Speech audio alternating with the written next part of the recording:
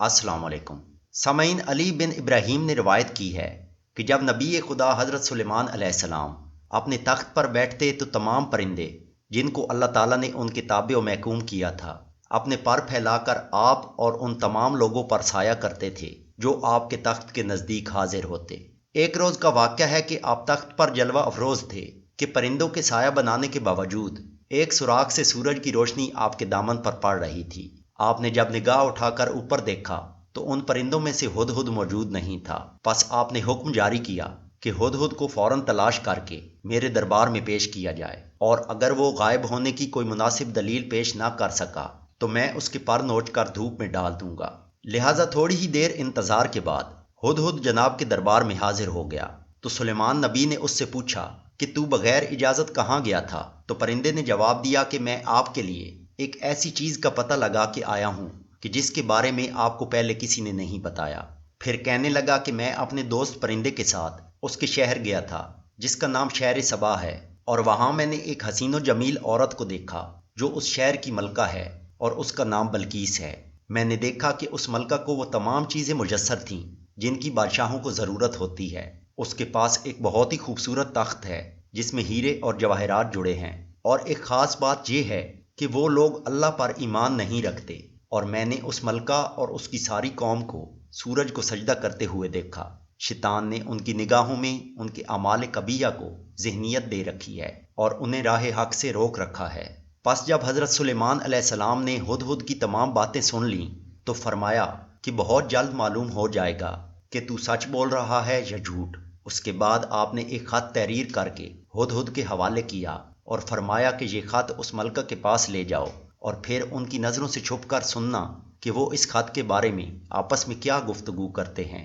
ناظرین، علی بن ابراہیم روایت کرتے ہیں کہ حضرت سلیمان علیہ السلام کا ہدہد، جو سننے اور سمجھنے کی صلاحیت رکھتا تھا اور فرما برداری کرنے والا پرندہ تھا، جب خط لے کر ملک سبا پہنچا تو ملکہ بلقیس اپنے تخت پر اکیلی بیٹھی تھی۔ لہٰذا ہدہد نے کثر کے جھروکے سے خط ملکہ کی گود میں پھینک دیا۔ بلقیس نے جب خط اٹھا کر پڑھا تو وہ خوف زدہ ہو گئی، اور اس نے فوراً اپنے لشکر کے سرداروں اور حکومت کے بڑے بڑے لوگوں کو مشورے کے لیے دربار میں بلایا اور ان سے کہا کہ اے سرداران، میری طرف ایک ذی عزت خط بھیجا گیا ہے جو کہ پیغمبر خدا سلیمان نبی کی طرف سے ہے، اور اس کے شروع میں بسم اللہ الرحمن الرحیم لکھا ہے، اور اس کے بعد یہ تحریر ہے کہ سرکشی اور غرور مت کرو اور ایمان قبول کر کے میری تابع فرما بن کر میرے پاس آ جاؤ۔ یہ تحریر پڑھنے کے بعد بلقیس اپنے سرداروں سے مخاطب ہو کے کہنے لگی، اے میرے بزرگ سرداروں، مجھے میرے معاملے میں مشورہ دو، کیونکہ میں آپ کی رضامندی کے بغیر کبھی کوئی فیصلہ نہیں کرتی۔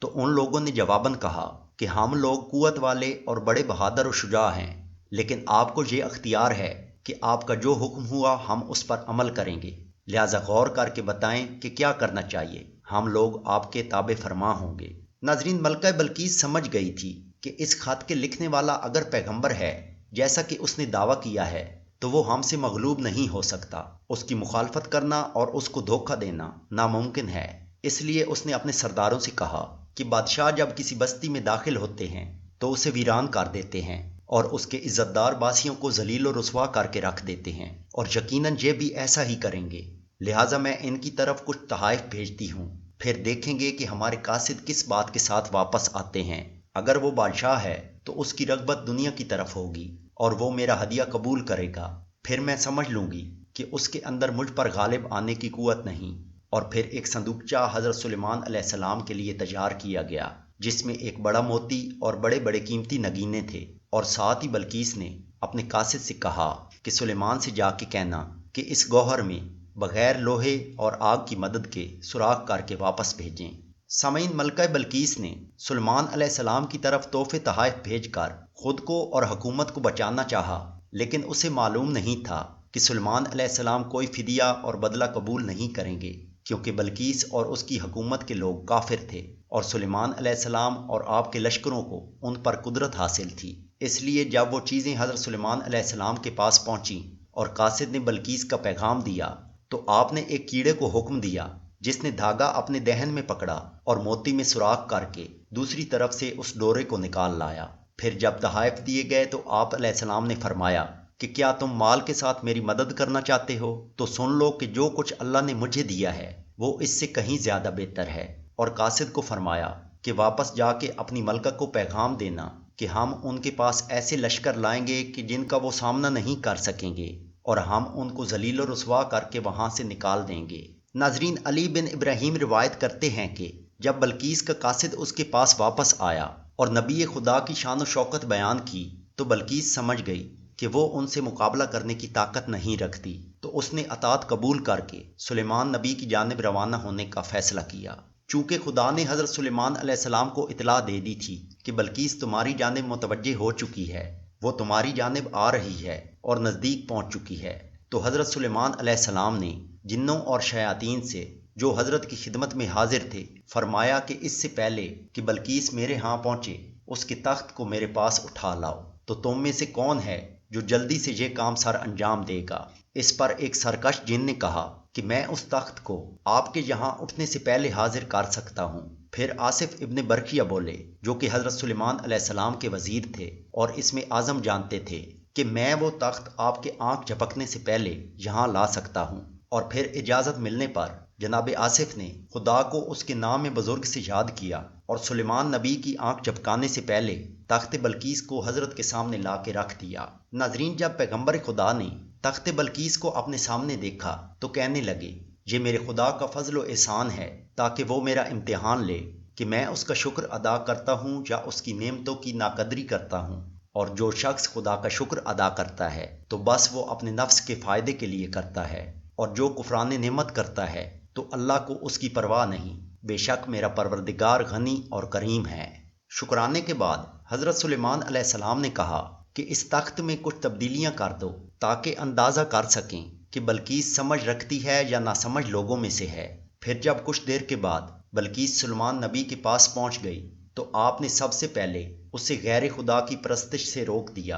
اور پھر اس سے پوچھا کہ کیا تمہارا تخت بھی ایسا ہی ہے؟ تو ملکہ نے جواب دیا کہ اس جیسا نہیں، بلکہ یہ میرا ہی تخت ہے، اور ہمیں تو پہلے ہی آپ کی نبوت کا علم ہو چکا تھا اور ہم تو پہلے ہی آپ کے فرما بردار ہو چکے تھے۔ ناظرین، علی بن ابراہیم کہتے ہیں کہ ملکہ بلقیس کے آنے سے پہلے سلیمان علیہ السلام کے حکم سے جنوں نے اس کے لیے ایک شیشے کا محل بنایا تھا اور اس محل کو پانی پر رکھا گیا تھا۔ جب بلقیس آئی تو اسے کہا گیا کہ وہ آرام کے لیے محل میں چلی جائے، لہٰذا جب اس نے محل میں شیشے کا فرش دیکھا تو اس نے پانی سمجھ کر اپنے پونچے اوپر اٹھا لیے، جس سے اس کی پنڈلیاں نظر آنے لگیں اور ظاہر ہو گیا کہ اس کی پنڈلیوں پر بہت سے بال ہیں۔ تو کسی کہنے والے نے کہا کہ یہ پانی نہیں بلکہ شیشے کا فرش ہے۔ اس وقت ملکہ بلقیس نے اپنی سابقہ گمراہی کو سمجھا اور کہا کہ میں نے غیر خدا کی پرستش کر کے اپنے نفس پر ظلم کیا، اور اب میں سلمان نبی کے ساتھ سارے جہانوں کے پروردگار پر ایمان لاتی ہوں۔